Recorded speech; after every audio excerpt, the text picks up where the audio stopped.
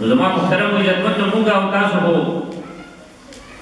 په نقدو پسې ګرځو که نه موږ نقده سودا خوښوي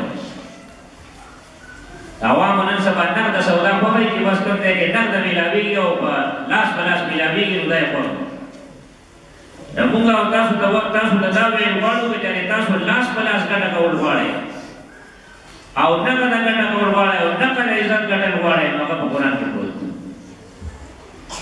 د دنیا منصبونه تاسو ولیدل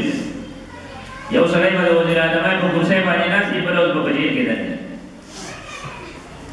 یو سړی به د صدارت په منصب باندې ناست وي بله اوس به د تور درخوشا دی دا د دنیا منصبونه دي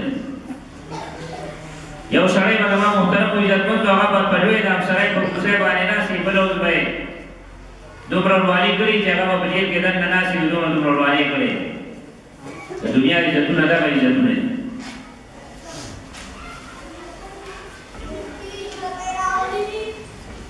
د حکیمانو کې یو ډېر لوی حکیم و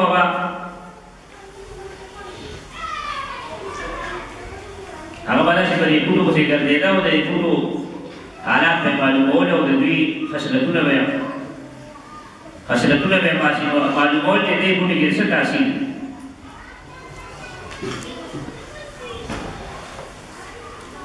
یو ورځ دی ته د ډېر ستړی ستومانه ناست دی او ټول بوټي کتلي دي یا چې د یو لار کې پرېوتی دی به سړی چې ستړی شي په لار کې خوب ورځي په ځمکه خوب ورځي او د بالښت په ځای لوټه سر ته کېښوده په هغې خوب ورځي باچا را روان دی ډنډوره غږېږي چغې دي خلکو لاره خوشي کوي باچا صاحب را روان دی چې زموږ وزیران راځي دا موټر سایکل دی او دا ګاډي او پولیس اشاره کوي هلکه لار ور کوي دې خوا شه دې خوا شه ته وایې دا روډ صرف دلبي حکیم صاحب داسې پروت دی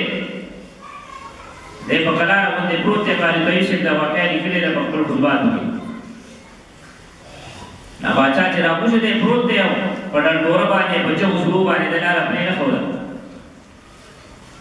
دی کې بادشاه چې وکتل چې دا خو ډېر بېادبه سړی هله اس نه سورلی نه راکوشو او دله داسې د خپل لته ورکړه وایي تا ته پته نه ده چې بادشاه را روان دی که ما ته وګوره زه څوک یم دا حکیم صاحب ورته وویل چې یاره ما ته خو اندازه دا ولګېده چې لږ ول د خر کار دی د احترام کار نه دی و چې ته زما د شر ته نه ګورې د تاج ته نه ګورې د پروټوکول ته نه ګورې د نوکرانو چاکرانو ته نه ګورې د اصولو ته نه ګورې د دومره خلکو ته نه ګورې زه څوک یم زما په دې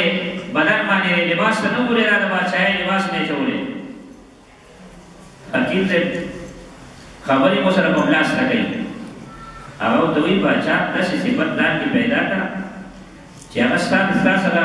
اخره پورې ملګري ده ته ما ته څه د صفات بیانوې تاج دې په سر دی کپړې دې شوګي د بادشاهۍ سورلي ده د سره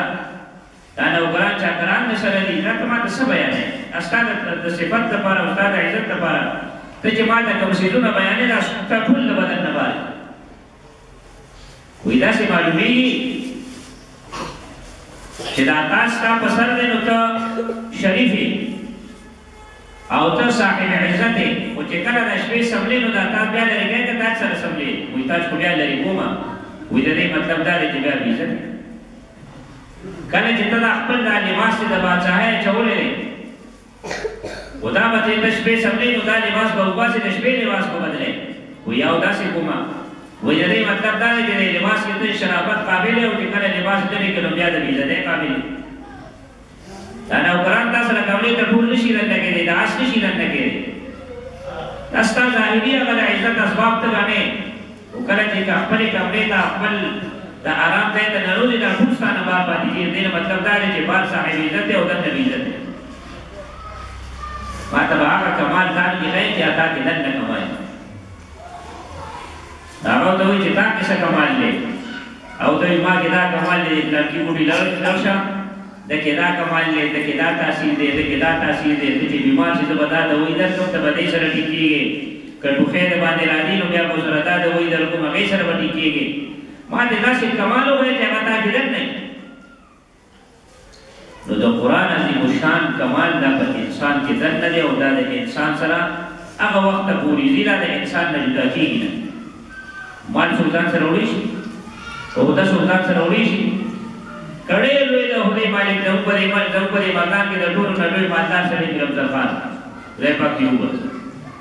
دا څنګه یو روپے وړي یو روپے په لور او دا باندې داسې مبارک خبره دی چې سپیډر سره ما سره خاطر دا باندې افضل خان بازار دا یو ځای کې خپل ځان له مبارک څوک سره شته چې څوک د دوا عام دوام مبارک خبرونه بیا هم خلکو یو خدای پاک دا ټول پړي وو دا ټول مبارک هغه د دوه غټه تعالی لګیږي هغه په افضل خان بازار ته ډول دوه غټ کې ته دوه غټه تعالی لګیږي اسو کولاوي مې جوړ غواړي په داسې باندې وسکه زمارو اصل عزت هغه قرآن هغه دین دې اصل عزت ته موږ او تاسو دا ویل غواړو چې عزت دې عدم سره کمپټیشن دور دې هر سړی وایي چې ما دې ښه کپړې واچولې ما دې ښه ګاډۍ پیدا کړې ما دې ښه بنګلا آباد کړې ورونو دا ټول څیزونه داسې دي چې دا پاتې هغه چې موږ او تاسو له پکار دی چې موږ او تاسو پر آخرت ته لاړ شو او آخرت ته به زموږ او تاسو سره د ما عزتمندو د الله دا قرآن دا داسې د الله کلام دی د ما عزتمندو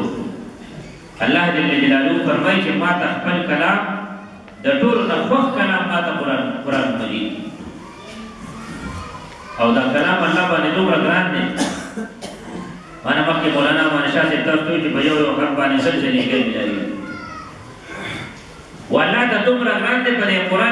قرآن کې الله پاک د شیطان نوم ذکر کړی دی ذکر کړی دی که نه دی د فرعون نوم یې پکې ذکر کړی دی که نه دی ذکر کړی د قارون نوم پکې شته که نشته پکې د حامان نوم شته که نشته دا ټول د الله دشمنان شیطان هم د الله دشمن دی خو زما ورونو که د شیطان د تلاوت په دوران کې د شیطان نوم راشي د فرعون نوم راشي نو په هغې باندې د هغې په یو حرف باندې هم الله سل نیکی ورکوي نو د الله کلام الله ته ډېر خوښ دی زما عزتمندو په خپلو بچو باندې قرآن شریف زده کړئ خپلو بچو باندې علم دین زده کړئ خپلو بچو باندې دین زده کړئ خپلو بچو باندې علم زده کړئ خپل بچي عالمان کړئ انشاءالله که د دنیا او د آخرت عزت ګټل غواړئ ستاسو لپاره به د آخرت ګټه هم ده او د دنیا ګټه هم ده زموږ اکثر سوچ دی چې خپل بچی ته ډېر لوی افسر کړم او ډېر لوی نو بیا خو زموږ ساده ژوند دا چې دی افسر شي بیا د خپل لباس وي د خپل یو ځان له ژوند وي زموږ ساده معاشره ده پلارو سره د نسواري موزی پلار یې ساده باندې سړی دی چې هغه ځای ته بیا ورشي هغه زوی بیا په ده باندې شرمېږي چې یاره خلک به وایي چې دا پلار یې څومره خسته حاله دی او دا پلار یې څومره ساده دی نو اکثر بیا عذر مجلس کې یاره چې پخوا ساده خلک وو د ما دې پلار داسې دومره تعلیم معلیم نشته نو زما محترمو عزتمندو د هغې وجه دا ده چې د دنیا کې څومره علوم دي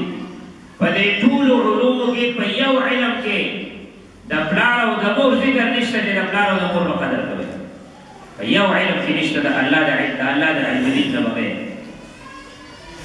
زموږ په قرآن کې چې بچي ته قرآن وښایي نو الله پاک قرآن کې وقضا ربک الا تعبدوا الا ایاه وبالوالدین احسانا الله د خپل عبادت سره متصل د والدینو قدر ذکر کړی دی ما عبادت کوئ نو د دې نه پس به د والدینو احترام کوئ چې بچی عالم شي نو هغه ته به دا پته نه لګي چې د ما د پلار په ما باندې څومره حقوق دي د ما د مور په ما باندې څومره حقوق دي وروڼو که د خپلو بچو باندې ځان ښودل غواړئ چې زه پلار یم او زه مور یم خپل بچي عالمان